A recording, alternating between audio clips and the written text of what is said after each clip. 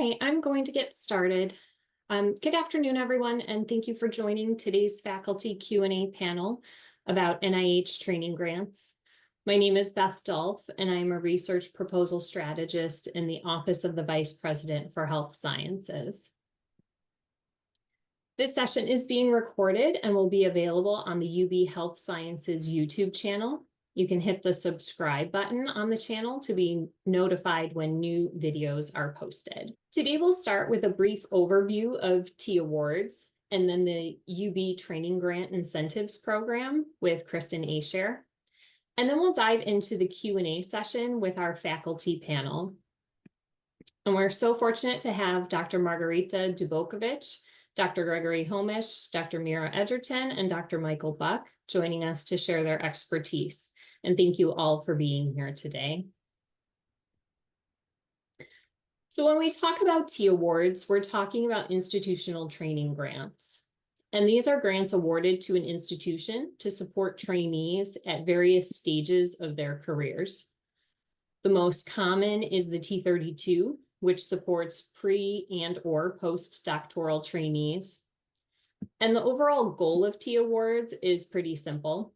The NIH wants to develop the next generation of biomedical researchers to have a significant impact on the nation's health-related needs.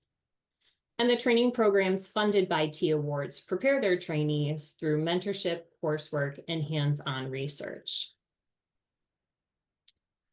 I'm going to give a general overview of how T Awards work, but I want to emphasize that each funding opportunity announcement, or FOA, has its own guidelines. So consult the FOA for specifics, like whether a particular award is for predoctoral trainees only or postdoctoral only.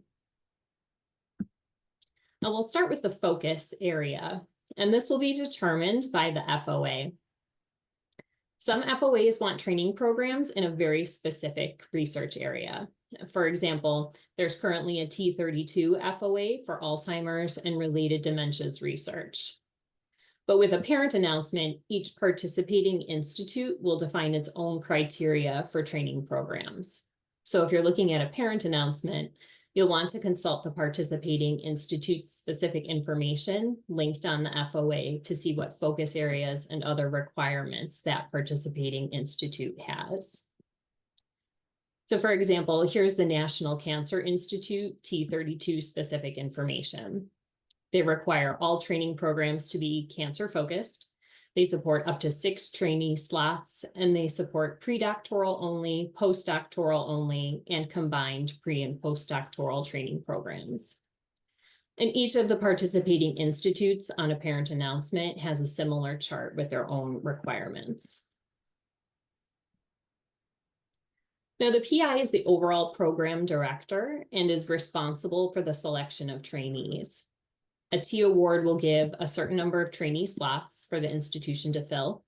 And for a trainee to be eligible, they must have status as a US citizen, permanent resident, or non-citizen national. Trainees are generally expected to be full-time, 40 hours per week. And the training grant supports their stipend, tuition, and fees, and training-related expenses. And finally, during the review process, reviewers will be evaluating the strength of the proposed training program and institutional environment, the PIs and mentors, the potential pool of trainees, and the training record, which looks at the outcomes for those who have previously trained in the program or in a similar program at the institution. And one final point I'll make is that while NIH has started publishing forecasted funding opportunities, none to date has been for a T award. However, there are still T awards that are open, and this chart shows the currently active T32s.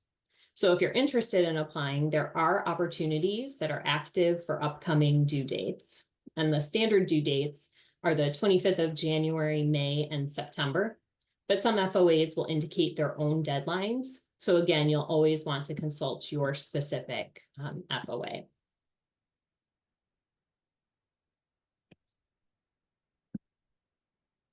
And now I'll pass it over to Kristen Asher, who will give us an overview of the Training Grant Incentives Pilot Program.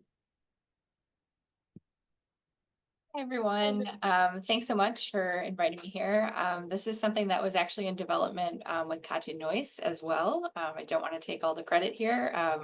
We've had input from many health sciences faculty and worked together with the VPR office to come up with UB-wide incentives for applying for these training grants. And that started November 1 of this past year. So this table here just shows because most of this spending is not generally allowable on a training grant. So with that caveat of if the RFP that you are applying for disallows spending in the categories that are in this table, this is what UB is able to offer. So that includes a dean's discretionary payment of $5,000 per year to the decanal unit to cover the training grant related expenses like mentor incentives and recruitment. If the PI salary is not, or a PI effort is not allowable on the grant, as is the case in most things, there would be a stipend equivalent to 10% of the PI salary. And also, if the RFP does not allow administrative support costs to be charged, such as hiring a grants coordinator, you could receive $20,000 in a fixed amount for an administrative management of the grant. And then lastly, if an external advisory committee is a requirement in the RFP, you are eligible for $1,000 each for up to 5 external advisory committee members per award.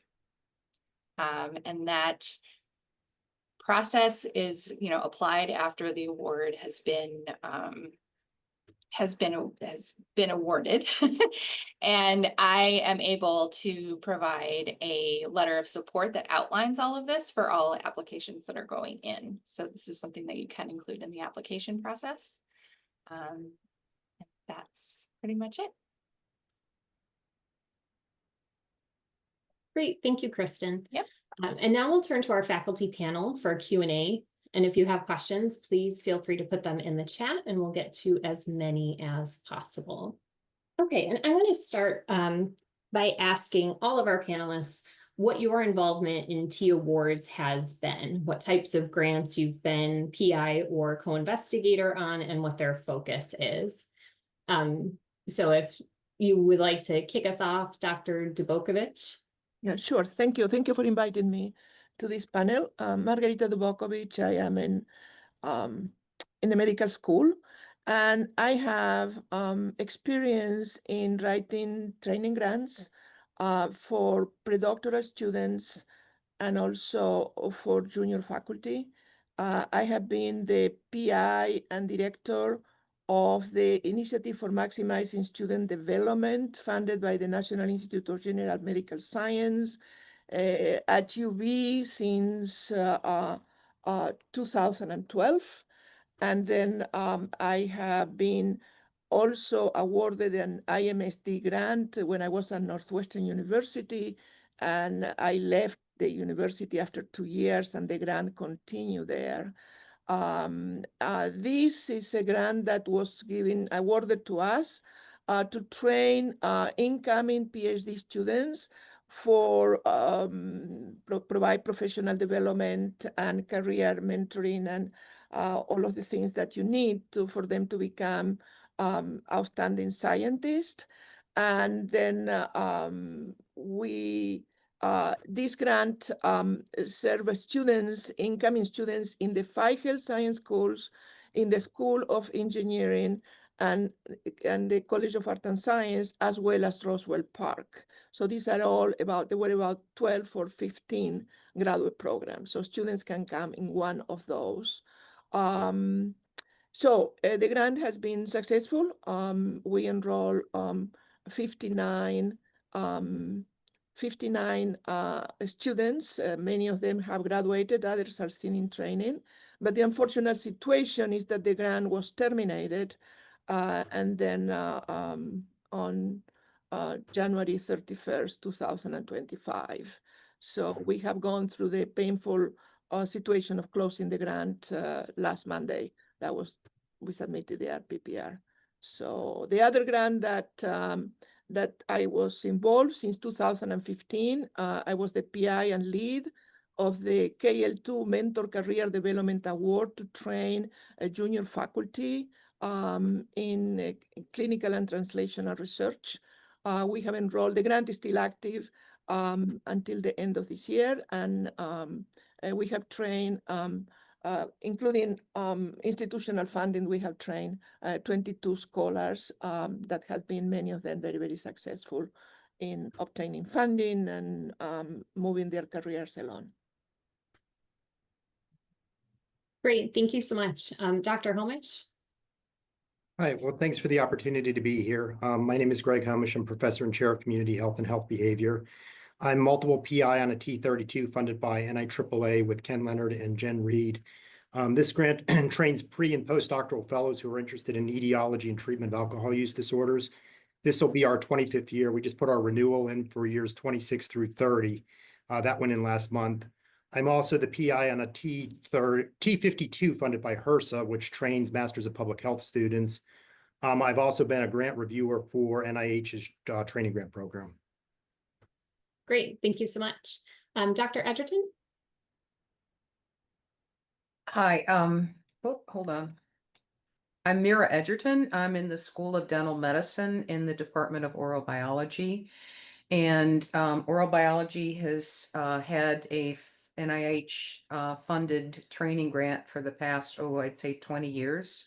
And we've trained multiple pre-doc and postdoctoral fellows through this training grant. We are currently having the training grant that is going to be submitted for renewal. And there have been a series of PIs through our department that have been very successful in a training funding, and then further independent T32 funding for this application. I've also sat on numerous review panels for T32 and other training opportunities through NIDCR. So we have a lot of experience in our department with this funding mechanism. Thank you. Great, thank you. And Dr. Buck? Hello, I'm Michael Buck. I'm in the Department of Biochemistry at the School of Medicine. I recently submitted a T32 for biomedical data sciences to NIGMS, but more importantly, I served on a NIGMS study section in, when was it? In the fall. So I have just recently got off the panel, so I can give my insight into the review process. Great, thank you so much. Jill, are there questions in the chat that we'd like to get to first? Yes, there are.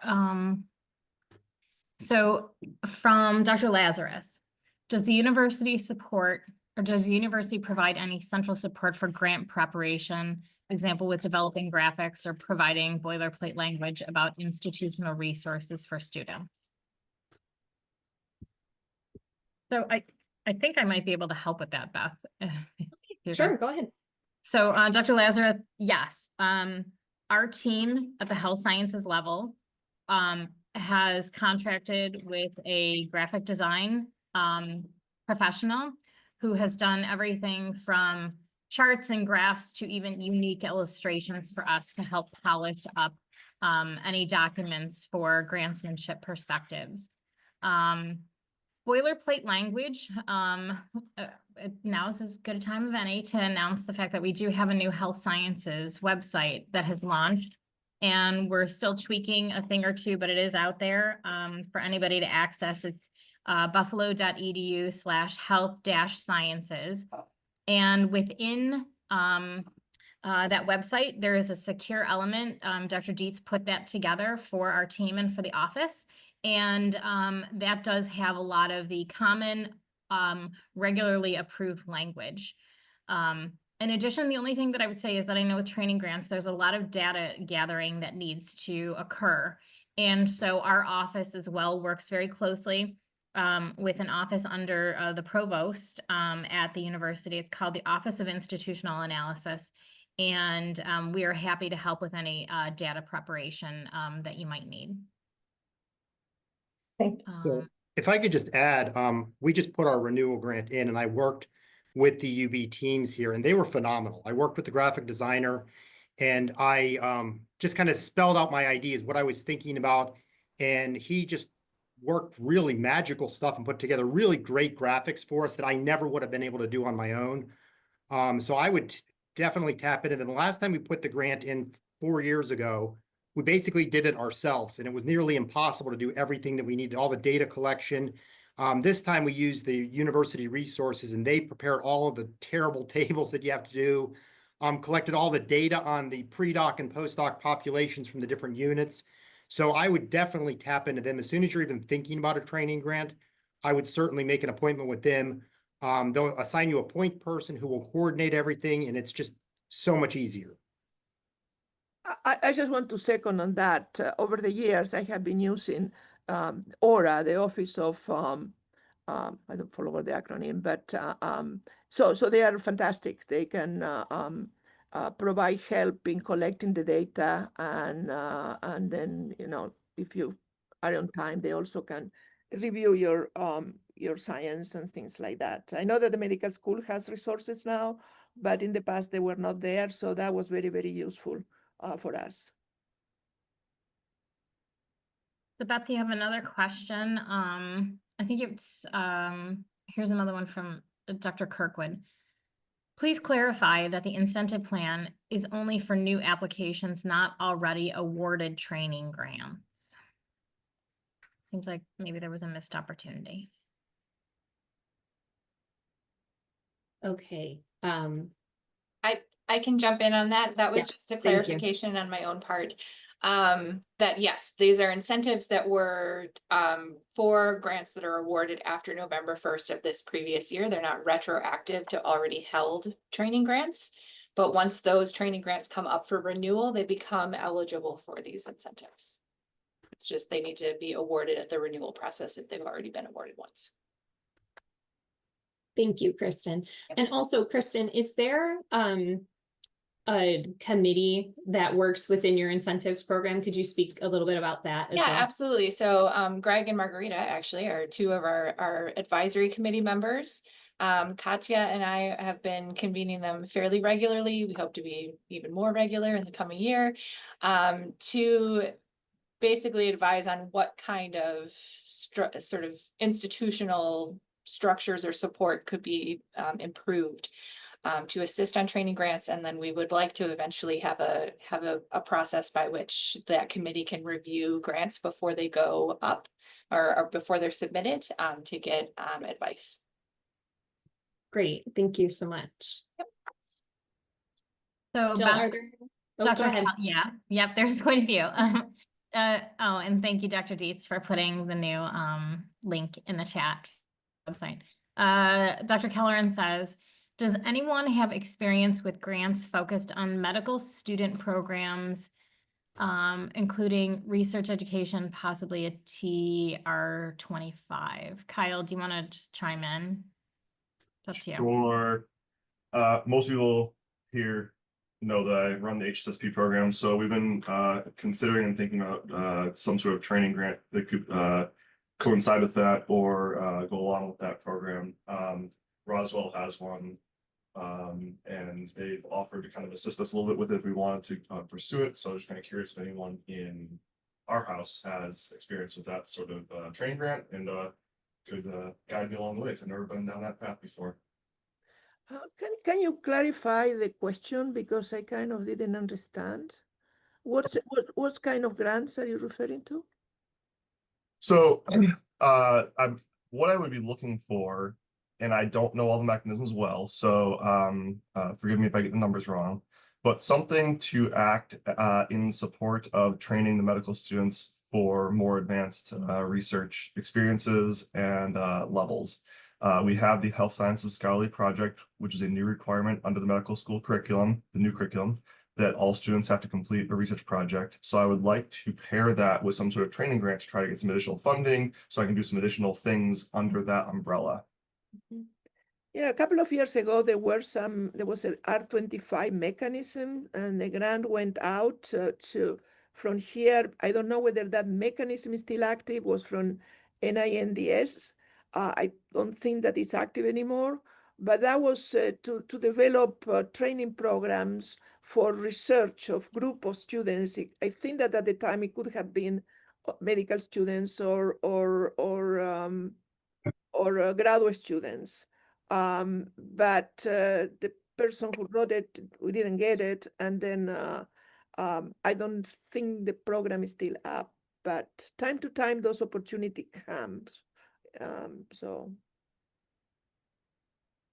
Yeah, Roswell has one or had one, and they just did the resubmission this spring. We supported them in their mission for that, and then we're considering doing one on our side as well. That's why I was yeah, curious. maybe that's a good opportunity. I don't know what grant is that. Thank you. Are there more questions from the chat?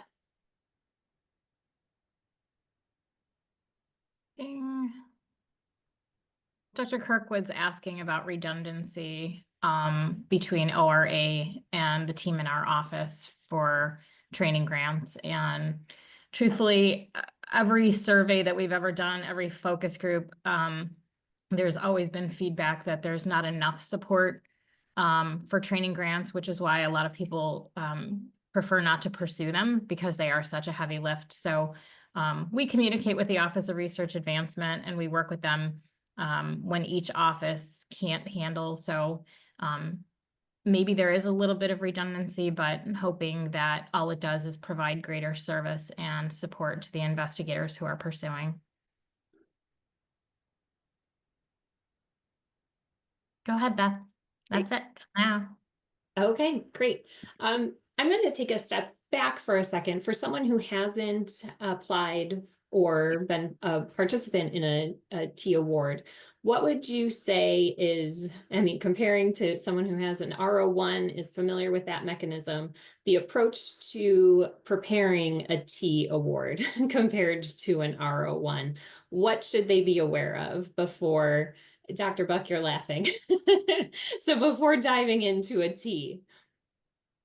Yeah, well, I mean, I'll start, but I haven't been successful. So basically, as an R01 funded investigator, it is a very different type of grant. So it's really important to talk to as many people as that you can find that has funding and has submitted T awards before. And there's a lot of administrative materials that you can't get, right? So what the students have done in the past and their training, their success. And so there's a lot of sort of the writing part, the main research program and the curriculum. If you worked in any curriculums and training programs before, that's not as much of a heavy lift. It's all the other documentation that's needed. And so you got to start early and you got to get a team of people to really help you do it correctly. Anything to add to that? Yeah, I have two things to add. One, I think before you think about putting a training grant in, you have to do a good assessment of who's going to be on it. If you don't have a number of R01s from people usually at the same institute, you're not going to be successful regardless of how good the training plan is. You need a critical mass of enough mentors that have current R01 funding from that institute. I can't say that enough because a lot of people think, well, I have a really good training idea and these are good mentors. The reviewers want to see that they're funded mentors and currently funded mentors. That would be the one piece of advice, that self-assessment. The second piece of advice would be, we've all been successful in the R01 world, but we're in a lot more control of that.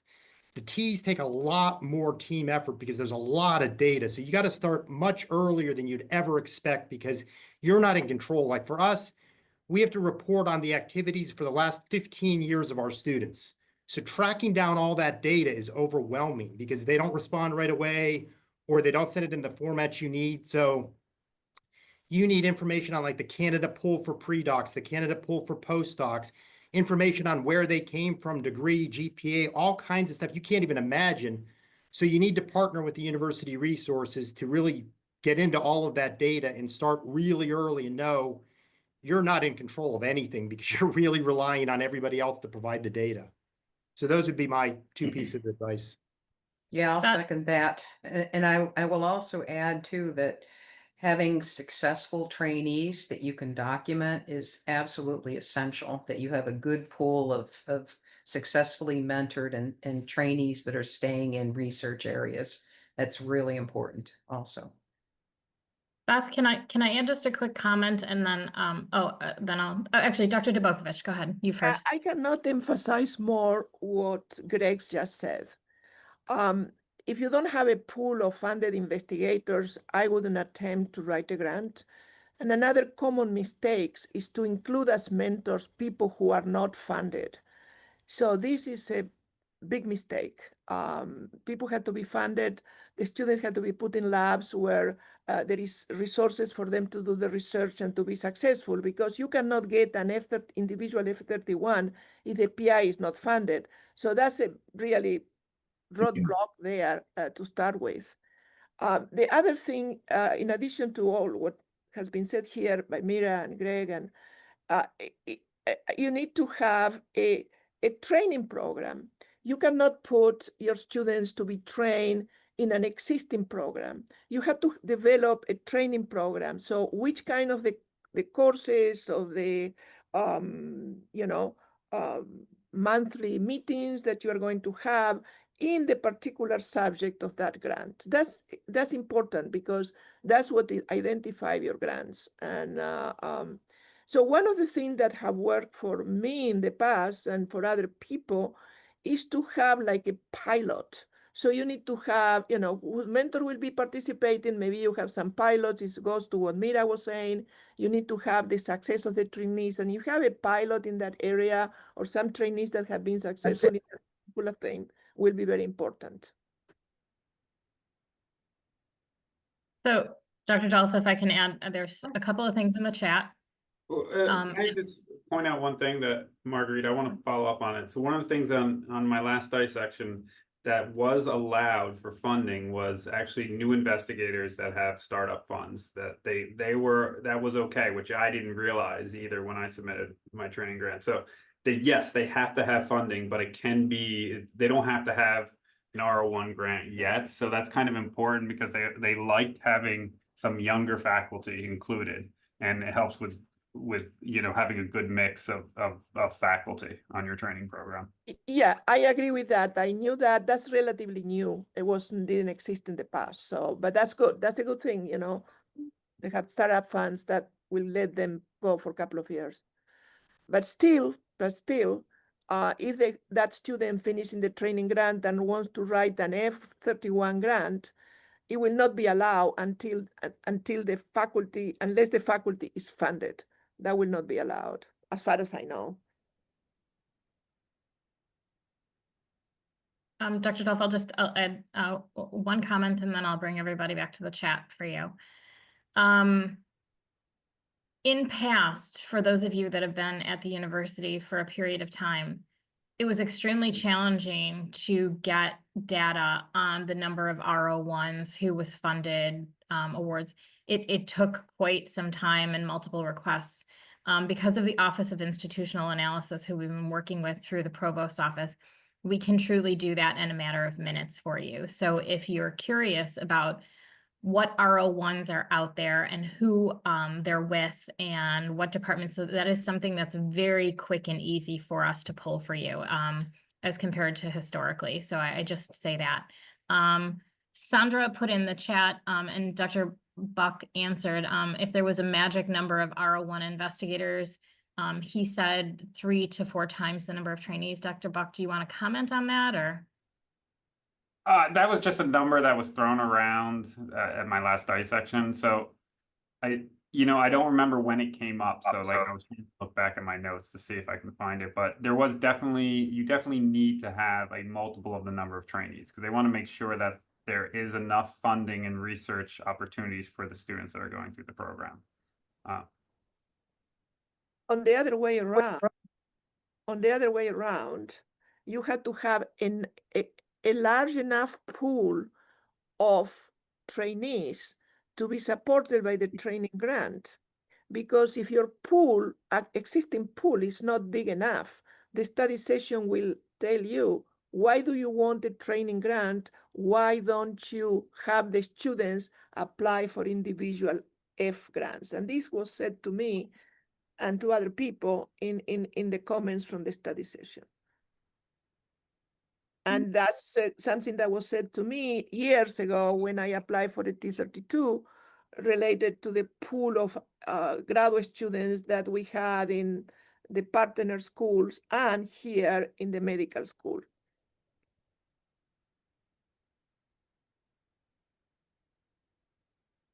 So Beth, there's a question about what it looks like to utilize one of UB's offices for grant preparation support.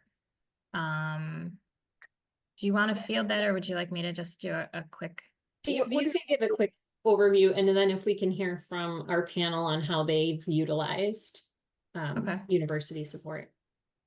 So Liza, up until about the last year, the place to go to on campus outside of sponsored projects who helped with budget preparation was the Office of Research Advancement, which Dr. Dubokovich mentioned that she had worked with. Chitra Rajan, through her office, has a full team of everything from editors to grants prep people. They did have a graphics person, they don't any longer, but that was a team on North Campus. One of the things that we found, though, is that they were seeing a ton of volume from engineering and CAS and other units because they were situated up on North. And so we've brought on colleagues, Dr. Dolph, Karen Ventrilla, Dr. Dietz is also part of our team, and we have a few others that we reach out to. So we're doing similar things in the health sciences, but specific to health science opportunities. You'll find our team spending a lot of time on PCORI and NIH type activity. And what our team will do is very similar. We will start off with an investigator, create a checklist, meet with you weekly as we're going through the process. We have scientific editing that's available. We have the graphics person that we work with, and we'll help with also working with your teams as far as budget preparation. So it's everything from start to finish and just basically keeping things on track. We draft letters of support and send them out and make recommendations of who letters of support should be coming from. We also have people that help with preparing bio sketches and making sure that they're on the most recent format and clean. Like Dr. Kirkwood said, we're doing similar things to what ORA is, but trying to really make sure that we're finding the sweet spot specifically for health science investigators.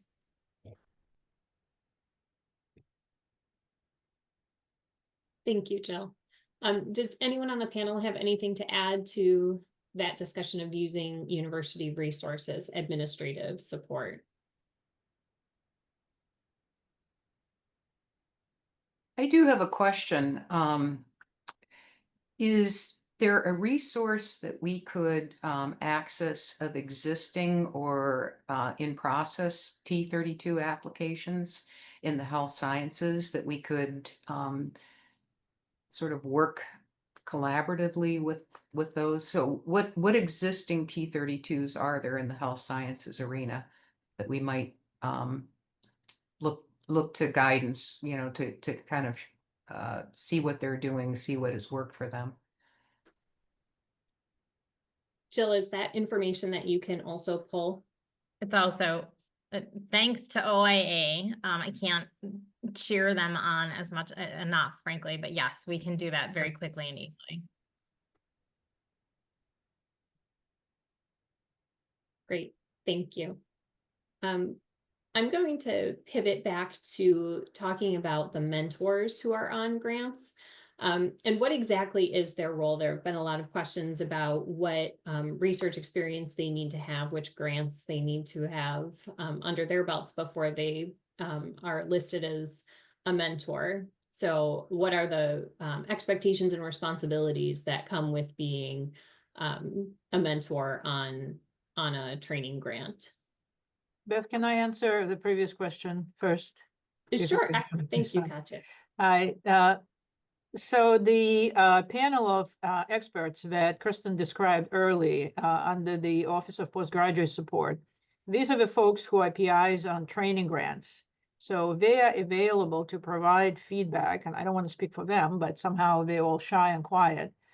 And we discuss sharing bits and pieces of a document, sort of investigators can see what it looks like. Greg's recruitment plan may not work for another training grant, but at least new PIs could get an idea of what you need to address, how detailed the plans needs to be, sort of how you combine it all together in one format. So we do have a lot of institutional expertise, and Kristen's office keeps track of all the training grants So we definitely open to sharing and supporting you as much as possible. Great. Thank you so much, Katja. Mhm.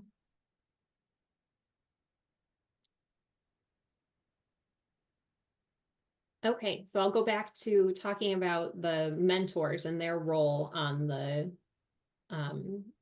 training grants. If anyone wants to jump in and talk about what that looks like, what the responsibility is if you've agreed to be a mentor on a training grant. Well, I could talk about for our grant. So we have pre-docs and we have postdocs. So the mentoring is kind of different depending on the level that they're at. We, for our postdocs, always assign 2 mentors. They get a primary mentor and a secondary mentor. The primary mentor is a more senior person who has current funding. The secondary mentor isn't as senior. NIH, in their last announcement for the parent T32, they talked about having, and I think Dr. Buck mentioned this, having assistant professors, associate professors, and full professors so that it's not just all full professors. So we try to have a secondary mentor with our postdocs who's a little bit more junior. For the pre-docs, the mentor is going to be the primary or he's usually going to be the dissertation chair of the committee for that student. And then the other people on the committee will serve as co-mentors or assistant mentors. So their job is really to provide career training stuff, but they're only one kind of piece of the overall training plan. The mentor is not the primary or the sole trainer of the student. The training program has to provide the didactic stuff, the coursework, and all of that. So the mentor is the first go-to, but is not in any way, for our grant, it is not the only source of education for that trainee. Does that answer your question? Yes. And when you're looking at the progress reports that you have to do for this type of grant, what are you looking at in terms of evaluating the mentorship aspect? Yeah, so we didn't have a formal mentoring evaluation for our renewal. We actually put in a formal mentoring plan that actually is an assessment that the mentor and mentee both do to evaluate the mentor relationship. But traditionally, we hadn't been doing that. The focus had been on evaluating the trainee using the individual development plan. So also it depends on the training grant. So K-12 now require 360 evaluation of a mentor. So mentors have to provide their own assessment of their mentoring capacity and their improvement in mentoring. They're required to provide mentor training. So while you're training the trainees, the training grant also has to give mentors certain competencies so they're adequate in their mentorship. And so when I say sharing sections, this is the sections I'm talking about. So training of mentors is pretty much generic, regardless of what the field of expertise is. So if we can talk about what it requires, it should be committed to mentees' career development, not enslaving them in your lab. There's a huge requirement for conflict resolution. And most training grants require a protocol for conflict resolution. What happens if the mentor and mentee don't get along? Who will be sort of refereeing those relationships and how it will be arranged so that mentee can speak up about any challenges that may be experiencing. So there are a lot of those logistical and organizational nuances that training grants want you to think through. But they may not be unique to training grant. They may be the same as any other training grant at UB or some types of training grants. Great, thanks, Katja. I'm going to ask now, we've talked about the administrative burden that comes with applying for training grants. But also, for example, if you're applying for a renewal, have you used any particular tools or systems that have helped you to gather data as your original grant has been going along so that you have it ready to go for the next, for your renewal submission? What strategies have helped you with that sort of data collection that is necessary for these grants?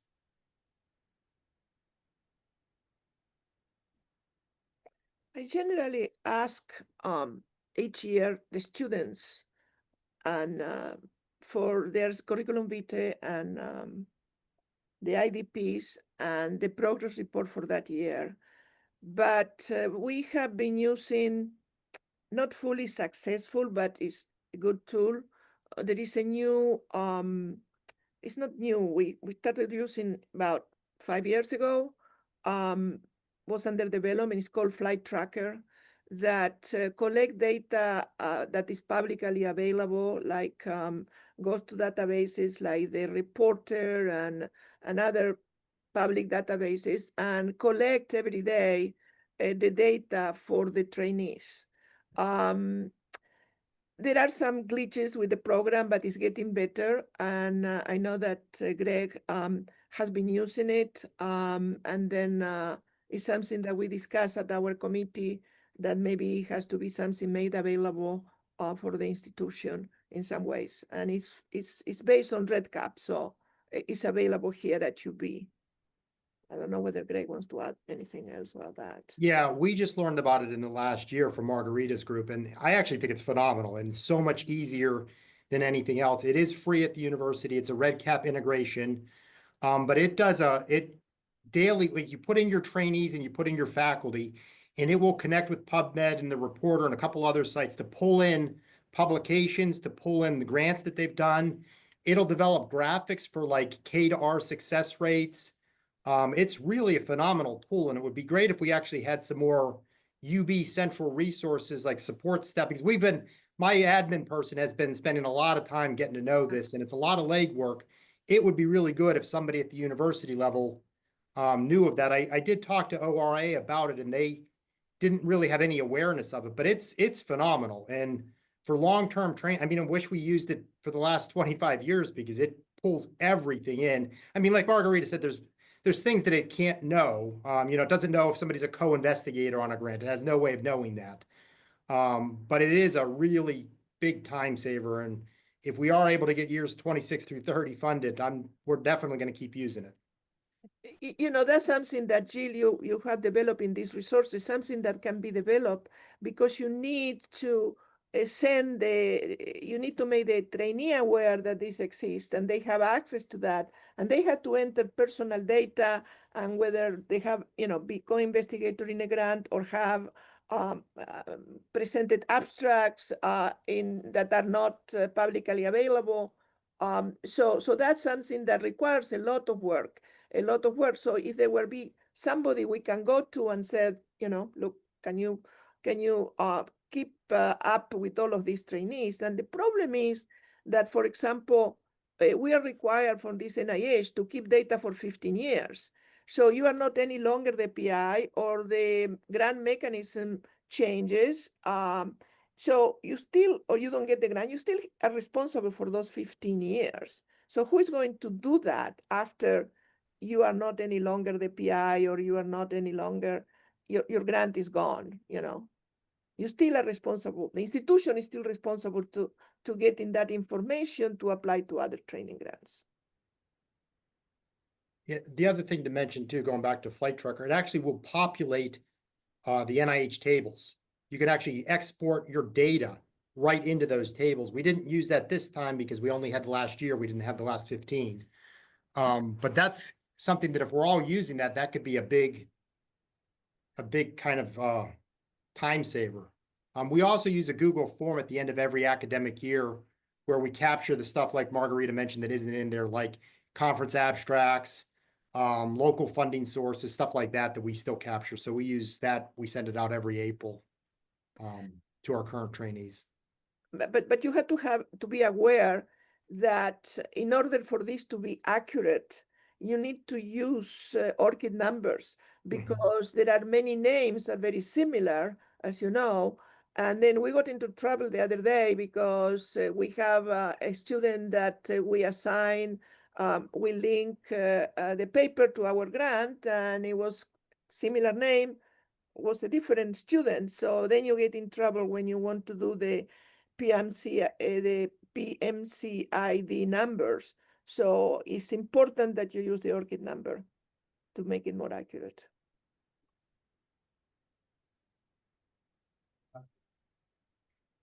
Okay, thank you for bringing that tool to our attention.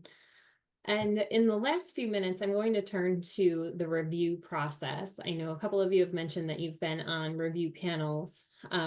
So what are some of the pitfalls you've seen among grant applications that have not been successful that you would advise our UB investigators to avoid? We've talked about the lack of trainee pool and the quality of mentors, but what else comes to mind when you're talking about the review process and pitfalls to avoid? Well, the review process is changing, so I don't know that this advice works anymore. For NIAAA, their training grant review panel always had, all the panels were all T32 training directors, because we all knew kind of what we were looking for. Now, though, it looks like most of the institute level reviews are going away. So they're going to go to CSR standing study section groups. So our training grant that just went in got assigned to a regular study section that I have no idea what the expertise is going to look like for the review of that. But prior to all of that, the biggest thing was a strong enough applicant pool, strong enough mentoring team and pool. If you're putting in a new grant, they want to know how successful you were with other pre-docs who could have been on the training grant. So when we put our renewal in 4 years ago, we had always been just postdoc. We added the pre-doc the last cycle through. So we actually had to show that our mentors had experience mentoring pre-docs not on the training grant. So it was a lot of kind of backward data collection. And then the big one is not enough R01s from the institute you're going to. Would be the things that I saw on the last reviews that I was on. But again, that may all change now with the new review system. Right.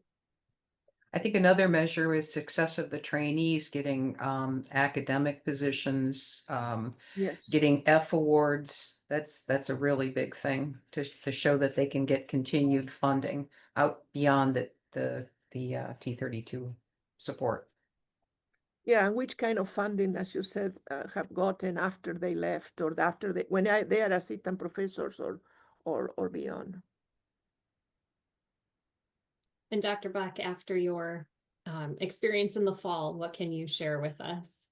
Okay, so one of the things that came up often was time commitment, right? So how much time each PI was allowed to dedicate, right? So they had to, can you guys hear me? Yeah, okay. Yes. Yeah, so 15% effort was what people thought was the minimum, which I thought was a lot.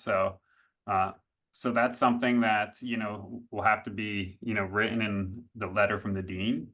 So can be challenging to get that protected time to be the PI on one of these grants. Number one thing was not enough eligible students, right? So the eligible pool is really important. That's been mentioned before.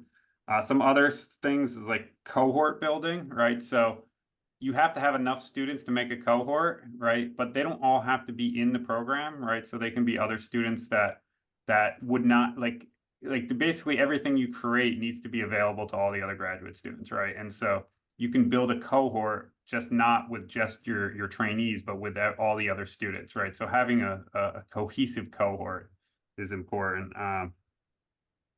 The leadership team, needs to be clear, right? So you need to have an executive committee, you need to have a PI or maybe multi-PIs, but you need to make sure that that leadership team is appropriate. And sometimes there needs to be, some like if someone's going to leave, so who would take over the grant if one of the PIs leaves the grant? So that is typically required as well for some of the grants. You need to have a steering committee. Trying to think.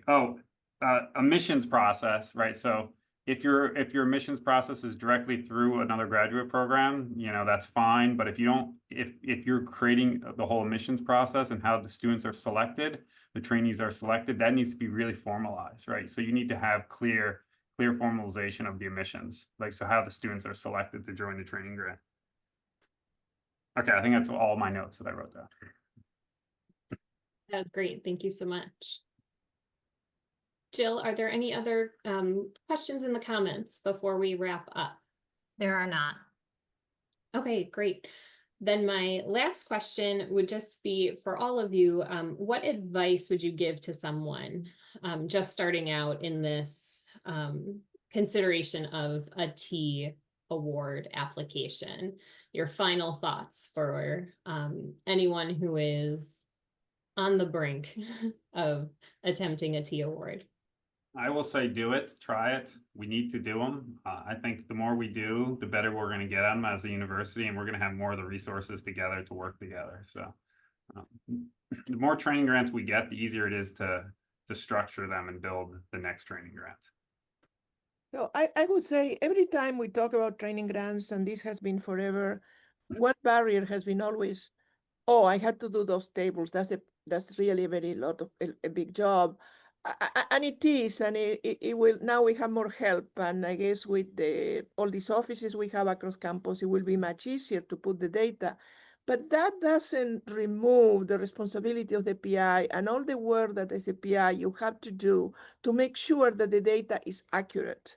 So I go over every single entry, everything in Mentor, and I look at all of the whether the information that they put in their CV, in their bio, is correct in terms of the students that they have. Because if that information is not correct and doesn't add up, it creates problems. The statisticians are, very smart people. They figure that out. So there's a lot of work that goes behind putting the training grant together. The first goal is to decide who are going to be the PIs or your mentors in the training grant, whether they have the funding and stuff like that. And that takes a lot of work that, you have a lot of help and it can help, but the PI has a big responsibility and a lot of work to do there. Thank you. Dr. Hamish? I think I would just say start early. Start early as you can, earlier than you ever have for any other grant. We've been doing this a long time, and our renewal went in 2 weeks ago, and we started in January and had really good systems in place. And it still took us all that time. So I think just start super early, especially if it's a new program, because you don't know what you don't know. So just start early. So for a new application, not a renewal, when you say start early, what can you give us an idea how many months in advance? I think that you have to start a year earlier. A year. Yeah, I'd say. Yeah. You Yeah, have I'd say easily. together, you have to decide what your theme will be, what your mentors will be, because and then you cannot invite mentors and disinvite them because they don't have funding or something like that. So you have to get all the grants built without starting executing it. So it takes a lot of time. So, I would start thinking, if I want to put a grant a year from now, I would like to start thinking right now. Yes, and there are opportunities available that are out. The due dates extend, their expiration extend beyond a year. So it is something we can start thinking about now. And then finally, Dr. Edgerton. I completely with Greg. He literally took the words right out of my mouth. Start way in advance and assume it's going to take twice as much time and effort as you even expected on the far outside of it. Great. If there aren't any other questions, we'll wrap it up for today. I want to thank our panelists for sharing their experience, their expertise, all of their knowledge about training awards. And I hope that everyone took away something about the process and what can be used in terms of university resources, in terms of faculty mentors, all of that, to help us get some more training grants for UB. So thank you all so much and have a great day.